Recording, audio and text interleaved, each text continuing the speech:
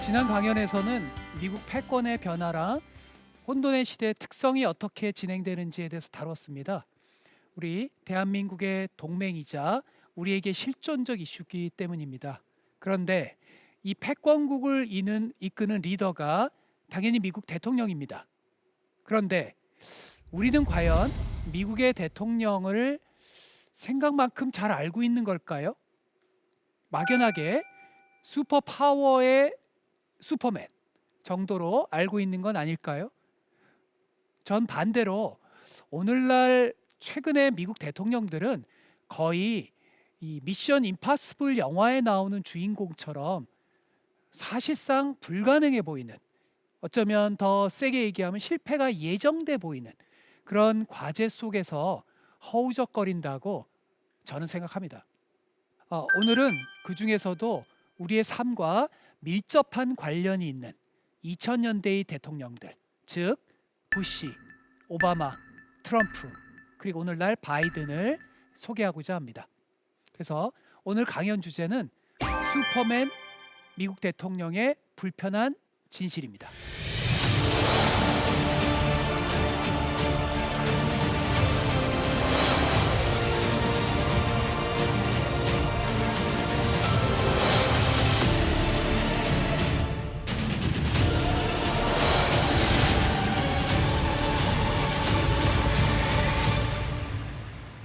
미국 대통령의 의사결정을 이해하려면 그들이 어떤 환경, 그리고 어떤 각각의 인물의 특성을 가지고 있는가를 알아야 합니다. 저는 이를 세 가지로, 그러니까 시대의 어떤 물결 속에 있는가, 그 대통령이 진보이든 그 대통령이 보수이든 함께 그 자장 안에서 움직이는 그 시대의 흐름, 그리고 그 모든 대통령이 구조적 혹은 제도적 가지고 있는 제약들, 그리고 각각의 인물 유형들, 이 세 가지 안경을 동시에 써야 시대의 흐름도 보이고 각각이 처한 제약도 보이고 그 제약 속에서의 다양한 색조, 약간씩 달라지는 색조를 한꺼번에 이렇게 넓고 깊게 볼 수가 있습니다. 그래서 먼저 이 세 가지 흐름 중에서 중요한 건 시대의 제약입니다. 그리고 그 시대의 제약을 설명해 주는 하나의 키워드만 고르자면 저는 9.11 테러를 고르겠습니다. 물론 미국의 시대를 구분하는 여러 가지 방식이 있을 수 있죠. 흔히 코로나 전과 코로나 후 그렇게 구분하기도 하잖아요. 저는 다양한 구분법들 중에서 특히 9.11 전과 9.11 후로 구분하는 이 접근법에 관심이 많습니다. 미국이란 나라는 9.11 이전에는 본토가 침략될 수도 있다라는 상상을 잘 하지 못하죠.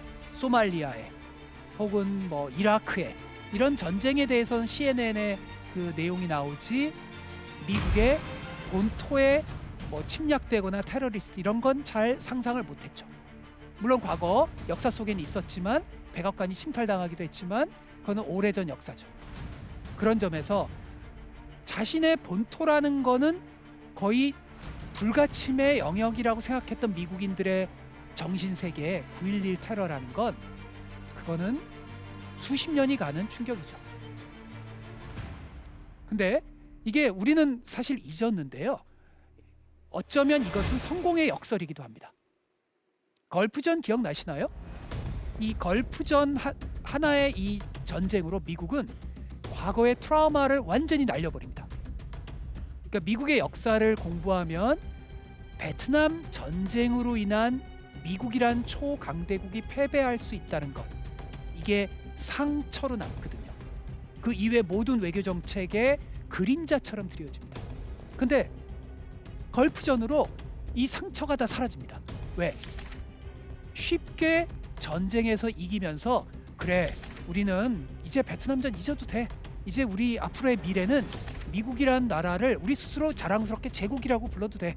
우리의 하이퍼 파워 앞에서 어떠한 분쟁도 우리는 쉽게 해결할 수 있어. 이렇게 생각을 한 거죠. 그런 점에서 걸프전은 미국인들에게 다시 자존감을 준 전쟁입니다. 근데 인생이라는 게 참 아이러니해요. 왜냐하면 9.11 테러 주동자들은 그렇게 생각하지 않은 거예요. 그들은 걸프전을 보면서 원래 미국에게 가지고 있는 어떤 적대감이 더 강화됐어요.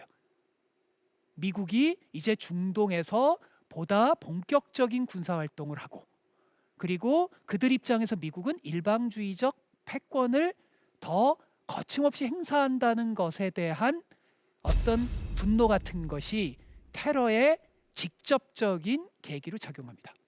그래서 돌아가신 고 찰머스 존슨이란 버클리대 교수님은 이거를 블로우백이라는 개념으로 표현합니다.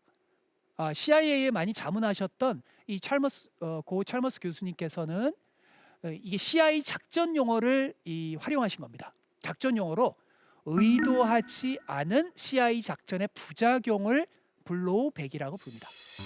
그런 점에서 9.11이라는 비극적 사건은 미국 과거의 어떤 역사의 블로우백으로서 여러 가지 명암을 한번 성찰해 볼 수 있는 계기이기도 하죠.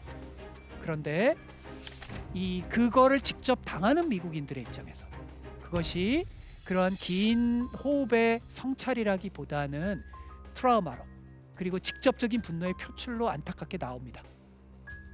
사실 그럴 수도 있는 게, 저만 하더라도 그때 유학 시절에 그 쌍둥이 빌딩 근처에 살았습니다. 저에게는 아직까지 그 트라우마가 이상하게 존재하더라고요. 그 근처에서 9.11을 목격했기 때문에 아직도 하늘에서 비행기가 이렇게 지나가면 비행기 끝에 어떨 땐 그 빌딩이 보여요. 정신과 치료를 받아야 될 것 같아요. 그런 점에서 9.11은 미국이란 나라의 그 이후의 미국의 패러다임에 큰 영향을 지속적으로 줍니다.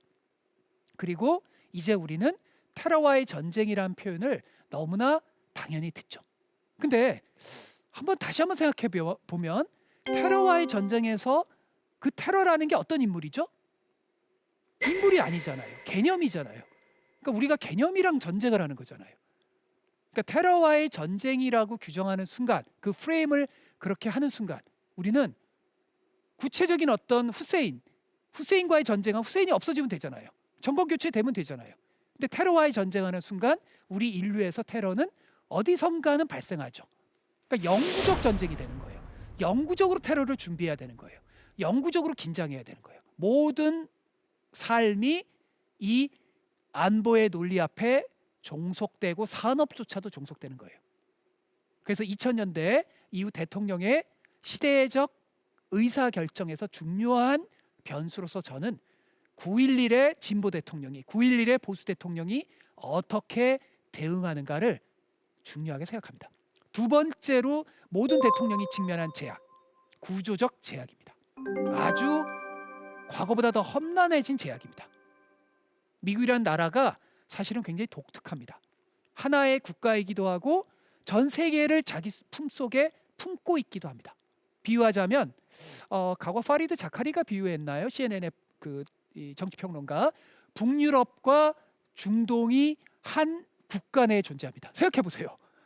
우리는 서울에 살든 부산에 살든 대구에 살든 뭐 정치적 차이는 있을지 모르지만 덴마크와 사우디아라비아와 같은 정도의 다른 느낌으로 다른 지역에 이동하지 않잖아요.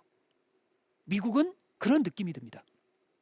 아니, 그냥 제가 살았던 미국 뉴욕만 하더라도 뉴욕은 단일한 뉴욕이 아니에요.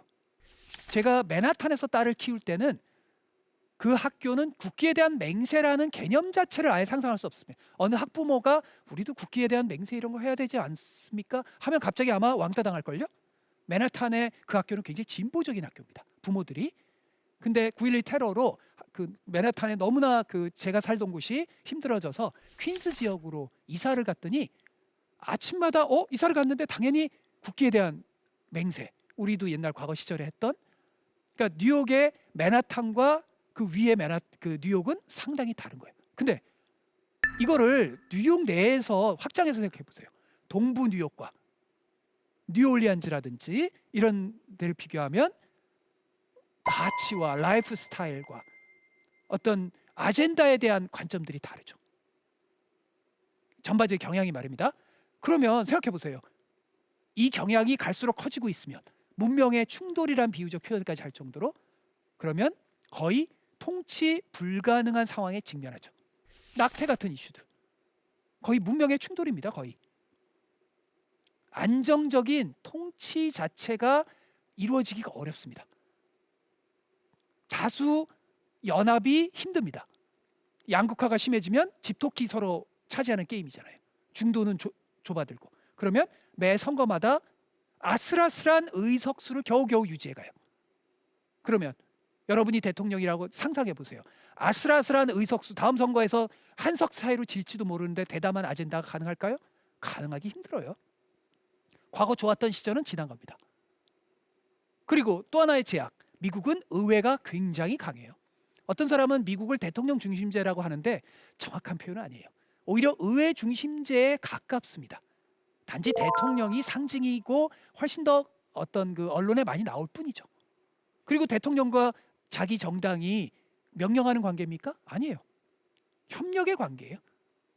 그래서 미국의 백악관의 회의를 보시면요, 개별 의원들 그 수백 명을 그 칠판 같은 데다 놓고, 오늘은 이 의원이 이 아젠다에 협력을 안 해줘, 이 의원 어떻게 설득하지? 같이 사진 찍어야 되나? 뭐 그 지역구에 뭘 해줘야 돼?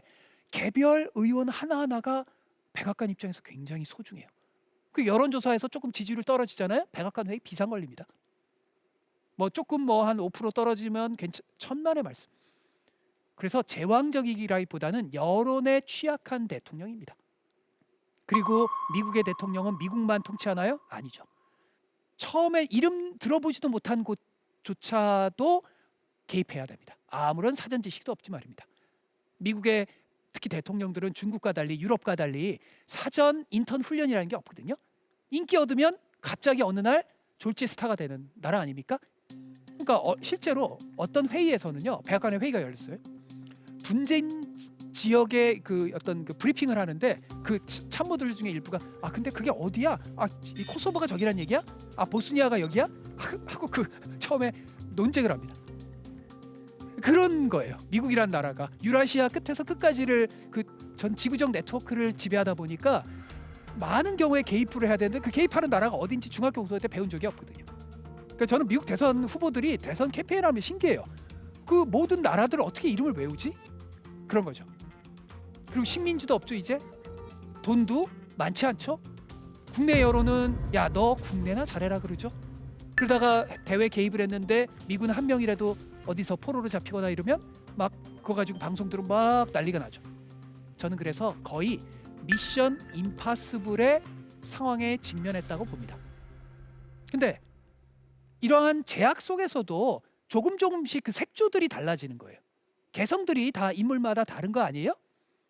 이 각각 달라지는 유형들의 유형의 특성도 이해를 해야 됩니다. 그래서 시청자분들께서 최근 4명의 대통령의 유형을 굳이 제가 조금 뭐 갖다 붙여자면 트로이 전쟁에서의 그 행위자들의 유형과 비교해서 한번 설명을 드릴게요.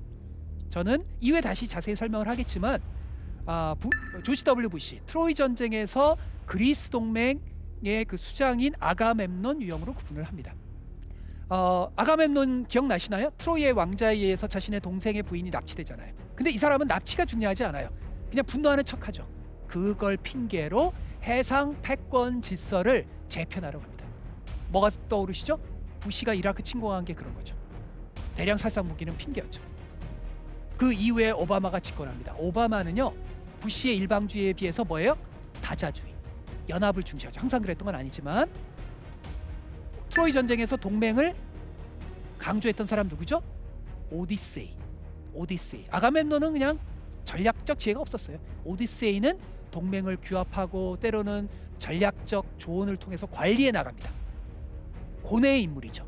오바마는 고뇌의 인물입니다. 미국이 퇴조하는 것을 어떻게든 안정적으로 연착륙시키려고 노력한 신중함과 지혜의 인물이죠. 그리고 마치 트로이의 목마라는 수처럼 아시아로의 선해라는 기가 막힌 미국 패권 입장에서 기가 막힌 수를 던집니다. 중국이 더 이상 패권을 대체하기 전에 완전히 팔을 비틀고자 하는 트럼프의 전략은 이미 오바마 때 시작됐죠. 트럼프가 참 트로이 전쟁으로 구분하기가 애매합니다. 뭐 어떻게 보면은 아킬레우스랑 비교할 수도 있죠. 왜냐하면 Make America Great Again, 미국을 다시 위대하게, 불멸의 위대함을 꿈꾸는 게 트로이 전쟁의 가장 인기 있는 영웅 누구죠? 브래드 피트가 연기했던 영화에서 아킬레우스의 꿈이죠. 근데 트럼프는 그걸 그냥 내세운 거지 실제 미국을 미래하는 데 큰 관심은 없습니다. 아킬레우스랑 달라요. 오히려 파리스 왕자와 좀 비슷하죠. 왜냐하면 수많은 섹스 스캔들, 그러니까 자신의 개인 욕망으로 전 세계를 흔들잖아요. 물론 파리스의 납치를 불멸의 사랑이라고 볼 수 있죠. 제 오늘 세션이 뭐 사랑론은 아니니까 그 논쟁은 넘어갑시다. 어쨌든 파리스 때문에 죄 없는 사람들이 많이 죽은 건 사실이잖아요. 그걸 생각하면 용서하기 어렵죠. 그러니까 세계의 질서를 흔든 혼돈의 에이전트라는 점에서 파리스와 트럼프는 유사합니다. 그러니까 트럼프는 아킬레스와 그리고 파리스를 적당히 합쳐놓은 거로 굳이 비유하자면 트로이 전쟁과, 그리고 마지막으로 바이든은 트로이의 전사 헥토르 왕자와 비슷할 수 있습니다. 왜냐하면 헥토르는 아킬레스에 비하면 좀 떨어집니다. 전투력이. 그래서 사실은 트로이 전쟁에서 헥토르 왕자를 좋아하는 사람이 별로 없죠. 헥토르 팬이 별로 없습니다. 근데 저는 헥토르 팬입니다. 왜냐하면 불멸의 위대함, 인간의 초월성 이런 것보다 그냥 가족을 지키고 자신의 조국을 지키는 데 관심이 있는 거예요. 그리고 인품이 자기 동생 파리스와 달리 굉장히 훌륭합니다. 바이든은 별 대담한 비전이 없어요. 별로 그렇게 뭐 엄청난 위대함이 없습니다. 하지만 소박하고 인간다운 미국을 꿈꾸는 신사입니다. 바이든을 한번 만난 사람은 그 품위에 매혹되죠. 사람에 대한 배려감에. 대통령이 꼭 뭐 배려감만 있어야 되는 건 아니겠지만 일단 인품은 좋아야죠. 그래서 미국에선 보수든 진보든 바이든을 좋아합니다. 그러니까 아젠다를 떠나서 말입니다. 그래서 이 오늘날 이 미국의 대통령을 시청자분들께서 각각의 다양한 정책의 홍수에 빠지시면 그 특징을 놓치십니다. 그래서 오늘 제가 짧은 시간에 말씀드리고 싶은 거는 오늘 제가 말한 안경, 그러니까 9.11이라는 것에 그 대통령들이 어떻게 반응했는가, 그리고 어떠한 그 의회의 제약이나 이런 제약을 돌파하려고 노력했는가, 그리고 트로이에 비유한 각자의 캐릭터들이 어떻게 보여졌는가, 이 세 가지의 특징이 변주되면서 오늘날 그 대통령을 빚어낸 그 특징들을 한번 보시면 될 겁니다.